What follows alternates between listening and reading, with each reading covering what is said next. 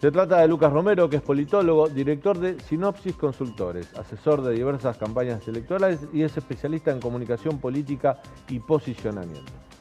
Lucas, bienvenido. No te pusimos que sos hincha de River ahí, que te hubiese gustado. No, está muy bien. Bueno, podría haber estado. Te puede haber sumado, ¿no? Es uno de los atributos. Lucas, esto que planteaba Leandro, ¿no? Un escenario conflictivo, la relación con el mundo empresario, la debilidad del presidente, la debilidad de Martín Guzmán, porque la salida de Culfas de alguna manera lo deja ahí en el borde del precipicio también a Martín Guzmán. ¿Cómo lo ves vos eso? A ver, no es una novedad que la dinámica política se vea influenciada por el proceso económico, ¿no? Caminan de la mano, se van influenciando mutuamente. Y yo creo que estamos en una coyuntura económica muy compleja para el gobierno. En parte le plantea desafíos de futuro, pero en parte es también consecuencia de las falencias de la gestión, una gestión que no ha podido dar respuesta a lo que era el principal mandato recogido en 2019. Yo repasaba hace poquitito algunos datos de opinión pública. En noviembre del 2019, el 34% de la gente decía que la principal demanda a atender por el presidente era bajar la inflación. Noviembre de 2019. Y hoy, mirando la un foto, mes antes de que asuma Alberto Fernández. No, un mes después de haber sido elegido, ya era Claro, presidente ya electo. Entonces claro. la pregunta estaba un poco dirigida, bueno, ¿cuáles son los temas a atender por el nuevo presidente? Y surgía la inflación. Dato de mayo de este año, preocupaciones ciudadanas, le preguntamos a la gente cuál es el principal problema que afecta al país. El 59,8% nos dice inflación. O sea, hay una demanda insatisfecha, una demanda no atendida, y esto obviamente le plantea dificultades que se están viendo reflejadas en los indicadores de opinión pública. Yo creo que, más allá de analizar particularidades de la escena, uno hoy podría hablar de un gobierno que sufre una crisis de popularidad. Aprobación de desempeño del gobierno, dato de mayo de nuestro estudio nacional, 18,8. Imagen positiva de Alberto Fernández, 19,4. Intención de voto al frente de todos, pensando en elecciones presidenciales el año que viene, 24,3. Son tres indicadores que nos hablan de un momento complejo para el oficialismo. Y yo creo que esto es lo que agudiza las tensiones, ¿no? Porque si en el 2019 la posibilidad del triunfo fue lo que permitió galvanizar la unidad, bueno, hoy la amenaza de la derrota es lo que está acrecentando las tensiones internas dentro del oficialismo. Y esto puede generar que ante esos números y esos indicadores se pueda atomizar el peronismo en las elecciones del año que viene. Se puede atomizar, no fragmentándose con distintas ofertas electorales, sino que cada gobernador diga, yo hago la mía, adelanto las elecciones, retengo o trato de retener mi territorio y me olvido del proyecto nacional. Sí, eso muy probablemente ocurra y no tiene que ver con qué tan unido se va a presentar el peronismo en el 2023, solamente por la sencilla razón de que los gobernadores van a querer desentenderse de la competencia nacional y del arrastre hacia abajo que puede producir no es que se van a desentender, porque no les conviene básicamente estar atados a una fórmula. Exactamente, claro. Provincializar las elecciones, plantear la discusión de manera local para tratar de no hacerse responsable de la mala gestión nacional o en todo caso del enojo que la gente pudiera tener con la mala gestión nacional. Ahora, creo que cuando uno analiza cómo están actuando los actores, uno hoy no ve riesgos de ruptura en términos de un peronismo dividido. Y yo creo que tiene que ver con que, cuando los historiadores analicen este ciclo, van a identificar dos momentos bien diferenciados, ¿no?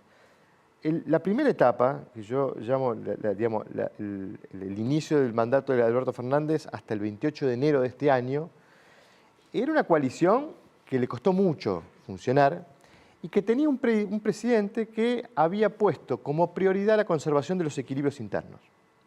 Yo ahí siempre recomiendo entender, comprender, que creo que Alberto Fernández no reconoce en el voto popular su legitimidad originaria. Y esto me parece que explica su conducta. Alberto Fernández cree que su legitimidad originaria está en la unidad del peronismo. Lo que le da poder a él... Él cree que él es factor de esa unidad del peronismo. Y esa es su legitimidad. Él es el candidato de la unidad y se debe a esa unidad. Durante toda su primera mitad de mandato, él sacrificó todo en el altar de la unidad del espacio. Hasta sacrificó su propio liderazgo. Y trató de ser un administrador de esta coalición y de las tensiones internas de la coalición.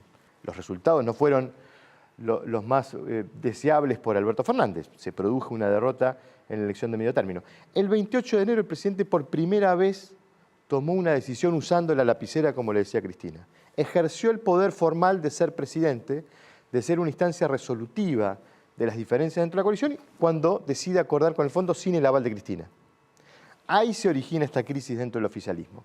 Ahora, lo raro, lo curioso, lo particular de esta crisis es por qué estando tan disconforme Cristina Fernández de Kirchner con esa decisión, por qué estando tan disconforme con la gestión económica del gobierno, por qué estando tan disconforme con la forma en que el presidente ejerce el liderazgo, ¿por qué no se va?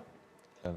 ¿Por qué no rompe la coalición? Y yo creo que ahí opera una restricción sobre la vicepresidenta, que es que la vicepresidenta no puede romper, no puede irse. Yo, digo, un poco para definirlo, digo, los dos quedaron encerrados en el Frente de Todos.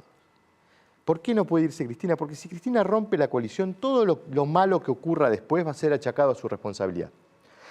Alberto Fernández tampoco rompe la coalición porque no puede.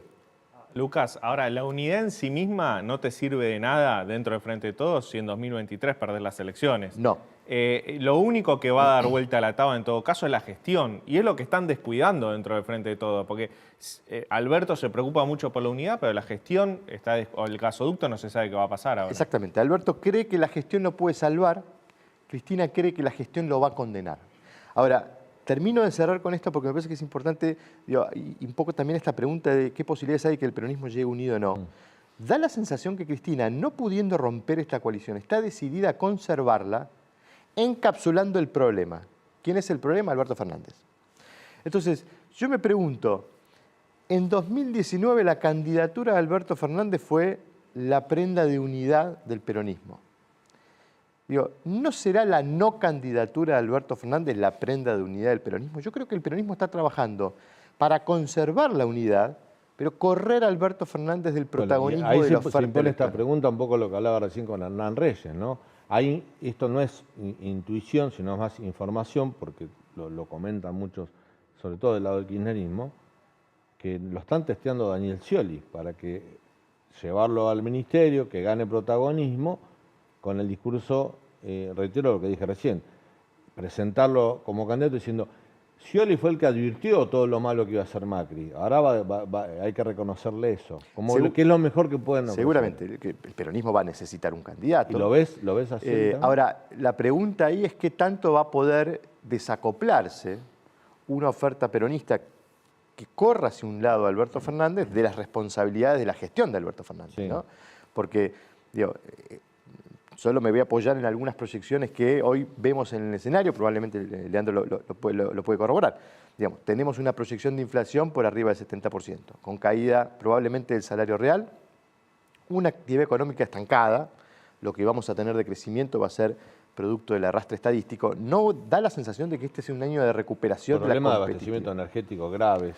Señalo aspectos más destacados, pero problemas hay por todos lados. Digo, ¿en qué condiciones va a llegar el oficialismo al año electoral si este no va a ser un año de recuperación de competitividad? Entonces, probablemente busquen un candidato y necesiten un candidato. La pregunta es cuánto se van a poder desacoplar de las responsabilidades si la gestión no responde. Y yendo un poco a la pregunta de Leandro, bueno, van a necesitar de la gestión. Irremediablemente van a necesitar de la gestión para recuperar algo de competitividad si es que tienen todavía alguna aspiración de pelear la elección presidencial del 2023.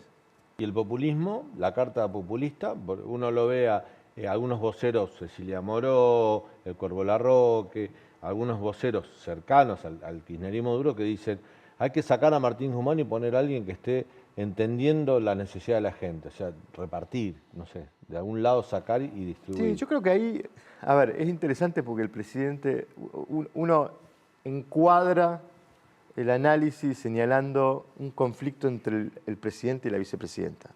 Y yo creo que de fondo el conflicto no es entre Alberto y Cristina. De fondo el conflicto es entre Cristina y el Fondo Monetario. Y el presidente aparece tironeado ahí, porque en definitiva el presidente acepta un programa que le propone el Fondo Monetario a cambio de conseguir la plata que necesitaba Alberto Fernández para llegar a 2023. O sea, hoy el Fondo Monetario es quien lo está financiando económicamente, es quien le está prestando la plata para que Alberto Fernández llegue al 2023. Del otro lado, Alberto Fernández tiene quien lo financia políticamente, quien hoy sostiene la mayoría de los apoyos de este gobierno. Cuando uno analiza la composición de los apoyos con los que se quedó el gobierno, no el 48,3% del 2019, lo que hoy le queda, bueno, el grueso de eso es el conjunto de simpatizantes históricos del kirchnerismo, más identificados con el liderazgo de Cristina, son los que sostienen el apoyo que hoy tiene el gobierno. Cristina es quien lo financia, entre comillas, políticamente. Entonces, aparece tironeado entre esos dos actores y el problema es que son esos dos actores los que no se pueden poner de acuerdo. ¿Y en dónde no se pueden poner de acuerdo? Bueno, Cristina cree que no hay que ajustar. Cristina cree que no están dadas las condiciones para ajustar como el Fondo Monetario quiere ajustar, digamos, los desequilibrios de la economía, el financiamiento monetario del déficit, la situación de reservas del Banco Central. Es decir, el Fondo Monetario, digamos, impuso un programa light, pero que intenta corregir esos desequilibrios. Bueno, Cristina cree que no están dadas las condiciones para un programa de esas características y creía que se podía negociar otra cosa. Entonces, ahí va a haber y va a seguir habiendo un tironeo de ese sector político respecto de, bueno, ya está el programa, entonces que nos relajen las metas. Claro. Porque parte de la profundización de la crítica hacia Guzmán de sectores del kirchnerismo se produjo después de que Guzmán volvió de Washington a fines de abril sin haber modificado las metas. Digamos, fue una noticia más negativa que el kirchnerismo Sí, absorbió. las dos banderas que incluso Martín Guzmán y Alberto levantaban eran otros tiempos para el Otras refinanciamiento condiciones, y la sobretasa. Acordate que el tema de la sobretasa por los fondos de exceso que se prestaron eran dos banderas inclaudicables. Ninguna de las dos. Hubo mucho tuvieron- incumplimiento de la palabra interno, que es lo que le pasa en factura a Guzmán. ¿No? Guzmán no cumplió con lo que decía que iba a lograr en la negociación con el fondo y parte del enojo también tiene que ver con eso, ¿no? Todas estas peleas en el Frente de Todos, ¿quién las capitaliza más dentro de la oposición? ¿Quién se beneficia más políticamente en un escenario en el cual todavía no conocemos quiénes van a ser los candidatos tampoco? Bueno, a ver, el achicamiento de la competitividad electoral del oficialismo produjo un ensanchamiento de la competitividad de la oposición. ¿Cuál es la novedad por el lado de la oposición? Que ahora no tenemos una oposición. Cuando uno mira la historia electoral de la Argentina en los últimos años y hace un ejercicio de sumar las dos principales fuerzas que en cada una de las elecciones, qué porcentaje de voto acumularon, uno va a ver una tendencia, o sea, el escenario se ha ido bipartidizando o bicoalicionando, para utilizar el término que usamos los politólogos de bicoalicionismo. Llegamos a la elección del 2019 que juntó casi el 90% de los votos. Bueno, pareciéramos estar revirtiendo esa tendencia, ¿no? Porque cuando uno mira la escena, apareció un nuevo actor que no está en los mismos términos competitivos que Juntos por el Cambio, pero es un actor que empieza a recoger algún tipo de simpatía. Eso es consecuencia de que el electorado opositor se está corriendo un poco a la derecha. ¿Te referís a Milei? Claro. Exactamente. Hacíamos un análisis sobre los datos de mayo, veíamos un 11% de gente que había votado al Frente de Todos en 2021, ahora, hace 6 meses, y que ahora dice que votaría Juntos por el Cambio. Y un 18% que había votado Juntos por el Cambio, que ahora votaría Espacios Libertarios. O sea, dos, digamos, corrimientos de segmentos de votantes hacia la derecha. Bueno, esto ha presentado una escena opositora distinta. Entonces, ¿quién se beneficia del mal pasar del oficialismo? Bueno, creo que ha habido una capitalización de ese enojo por parte de sectores que están levantando banderas mucho más opositoras al gobierno, que son los sectores libertarios, que proponen consignas que se contradicen mucho con lo que el gobierno defiende como banderas. Y Juntos por el Cambio me parece que, digamos, ha tenido frente a ese surgimiento una interpelación respecto de cuál es su propuesta, cuál es su programa. Sigue siendo la principal coalición en términos de sus posibilidades reales de ser poder en 2023. Sí, por expansión territorial también. Exacto, ¿no? pero al haberle aparecido un competidor en la escena opositora, bueno, hizo replantear un poquitito cuál va a ser la propuesta programática de Juntos por el Cambio para evitar que sectores que hoy siguen teniendo intención de voto a Juntos por el Cambio, pero que están cercanos a las ideas de Milei, no sigan fluyendo hacia ese espacio libertario. La última y breve, Lucas. Hablamos del crecimiento de Milei. hasta ahora venía bien, pero hablar de venta de órganos entre pares, libre portación de armas, que los presos, privatizar las cárceles, no sé. Algunas propuestas que no son comunes para el oído del votante Sí. medio de la Argentina. ¿Lo ayuda o le termina siendo No, hubo contraproducente? dos fenómenos que le ayudaron a Milei en este surgimiento, Sí. en esta emergencia, que fueron, en primer lugar, representar muy bien el enojo de la gente. Claro, canalizar el Su, enojo a la su gente. narrativa, su diatriba en contra de la clase dirigente, representó un sector de la gente que está enojada con la clase política. Y la novedad, era lo nuevo. No nos olvidemos que nosotros venimos de un fracaso de la alternancia política en la Argentina, ¿no? Claro. En 2015 cambiamos de gobierno, las Sí, cosas sí. no funcionaron, en 2019 volvimos a cambiar de gobierno, las cosas siguen sin funcionar. Es decir, el fracaso de la alternancia genera la necesidad, bueno, veamos algo nuevo. El problema es que Milei defiende consignas, defiende ideas que no tienen la vocación de cautivar a una amplia mayoría del electorado, todo lo contrario. Son ideas muy radicales, muchas veces muy extremistas, digo, desde cerrar el Banco Central, dolarizar, habilitar la compraventa de Claro, órganos. una cosa es dolarizar y Eh, otra cosa es habilitar la compraventa de órganos entre pares. Digamos, Pero incluso digo, por eso hay algunas consignas que él ha levantado como ideas, propuestas, que tienden más a reducirle la base de apoyos que a ampliarla. Claro. Probablemente estemos viendo algo de ese efecto en esta estabilización o caída de su imagen o de su proyección electoral. Gracias, Luca, por tu visita. No, por